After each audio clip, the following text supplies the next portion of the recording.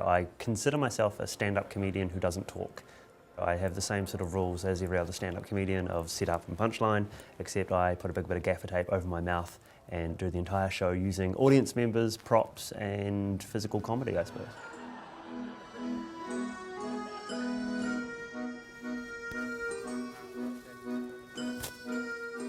I was originally a street performer, running around, pushing my body through a tennis racket, hammering nails up my nose, and my trademark trick was I could slice a cucumber on the stomach of an audience volunteer.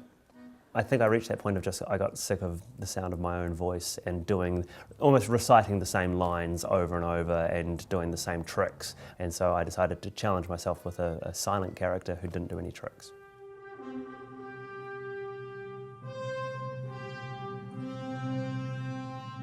The original character I devised, I had a tape measure as a tie, and it was very quirky and odd. And I suppose it was more Buster Keaton, Charlie Chaplin influence than anything else.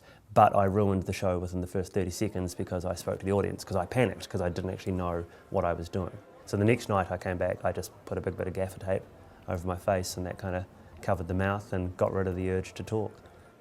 I want so many people in the audience to remember what it was like to be a kid. Because my target audience are people of kind of my own age. I want them to remember when you played with a stick in the garden kind of thing and ran around in the street for the afternoon.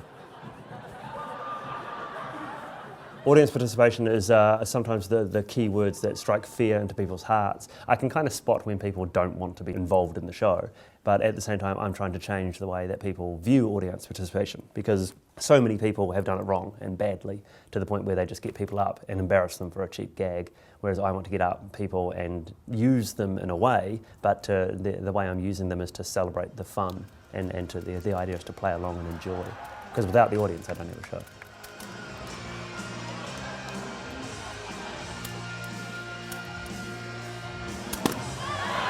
We found after last year's show that we had the thing where people were disappointed that they weren't chosen. So which is great, because that's kind of what I'm wanting, is I want people to turn up to the show going, I want to be involved. And that's why we sort of wrote a special part of this show, so everyone in the show can have a tiny bit of involvement.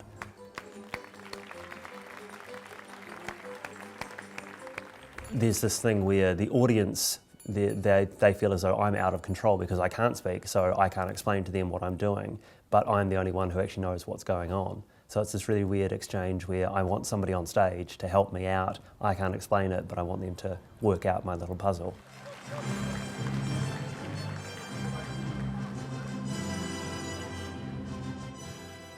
My dream goal for it is to be West End. I'd love to do a West End show. Everything for me has to be live performing. Everything I ever do has to lead back to live shows, because I think that's where people experience comedy at its best. I think TV is wonderful, DVDs are great, but it has to encourage people to go and buy a ticket to sit in a theatre and watch the show and experience it live.